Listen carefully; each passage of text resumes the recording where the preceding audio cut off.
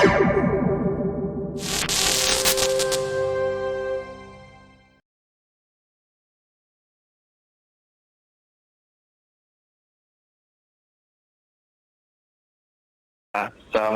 Ustaz. Mohon nasihatnya agar bisa bersabar dalam menghadapi ujian dalam hidup Ustaz. Barakallahu fiik, jazakallahu khairan. Wassalamualaikum warahmatullahi wabarakatuh. Waalaikumsalam warahmatullahi wabarakatuh. Jazakallahu khairan. Tafadhol Ustaz. Mohon nasihat bagi yang sedang kena musibah, itu ya yang saya tangkap, agar tidak sedih. Hadirin dan pendengar serta pemirsa yang Allah muliakan, kita tidak bisa lepas dari musibah dari kehidupan. Pasti sedih ya, kecewa ya. Bagaimana cara mengatasinya? Yakini bahwa musibah itu bagus untuk kita, menguntungkan, lebih banyak menguntungkannya daripada merugikannya. Ruginya hanya satu, apa? Menderita. Itu aja. Kadang sakit badan atau kadang sakit hati. Apapun bentuk musibahnya, hanya itu saja. Untungnya jauh lebih banyak. Apa untungnya? Pertama, dosa berguguran. Semakin besar musibahnya, semakin besar dosa yang dihapus.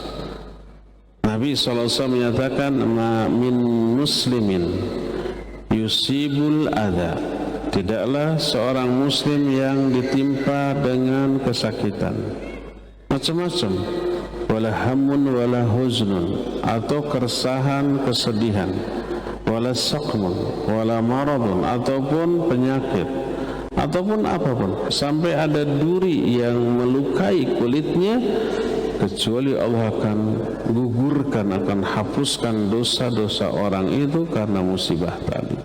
Musibah menggugurkan dosa, walaupun kita tidak tobat dari dosa tersebut, musibah terhapus. Nah, musibah menghapus dosa itu.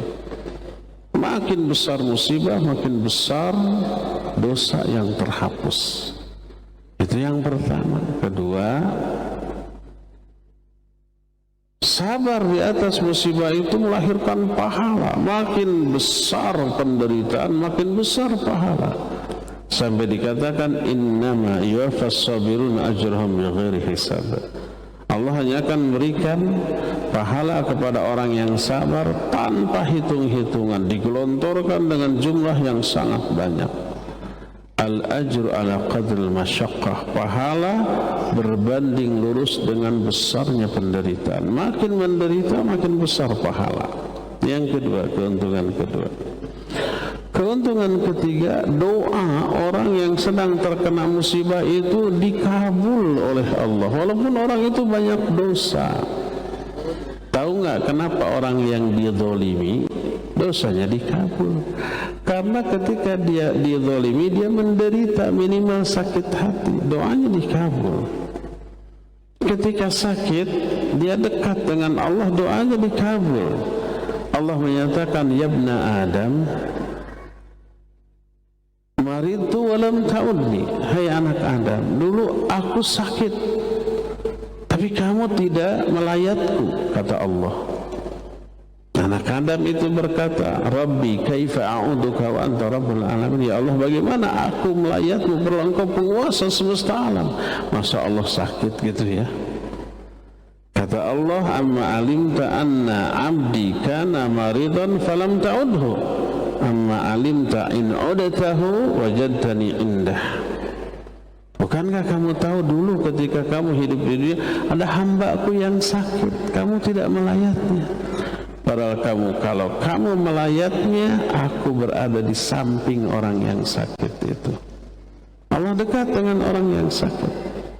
Kedekatan Allah dengan hamba maknanya doa hamba itu didengar oleh Allah Azza wa Jalla dan dikabulkan.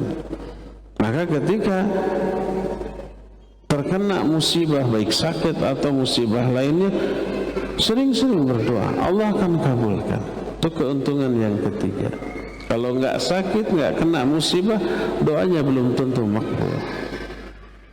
Keempat, ingat, setiap Allah memberikan kesulitan, orang itu sabar, setelahnya Allah akan berikan dua kemudahan.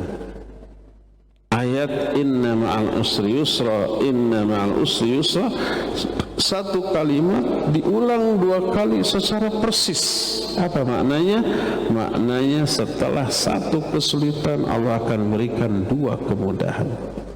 Makanya ketika kita ditimpa musibah oleh Allah, tinggal menunggu dua kemudahan apa, dua kegembiraan apa yang Allah berikan kepada kita setelah berlalunya kesulitan ini.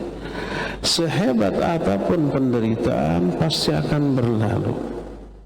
Sedahsyat apapun hujan, angin, badai yang menimpa manusia pasti ada akhirnya.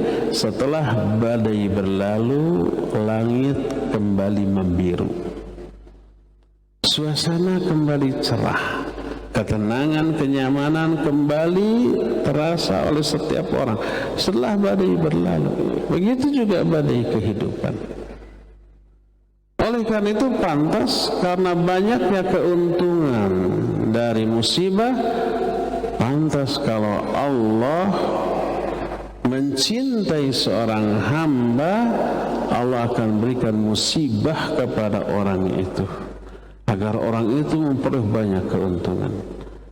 Berkata Rasulullah SAW, innallaha idza ahabba qauman ibtalahu. Allah itu kalau mencintai suatu kaum, Allah akan berikan musibah kepada kaum itu. Dengan musibah itu dia memperoleh banyak keuntungan dibanding kerugiannya. Maka tersenyumlah memperoleh musibah dan rasakan betapa banyaknya anugerah yang Allah akan berikan kepada setiap orang yang kena musibah yang tidak Allah berikan kepada orang yang tidak menerima musibah, ya. Semoga ini bisa menenangkan hati yang bertanya tadi dan siapapun yang sedang kena musibah, ya.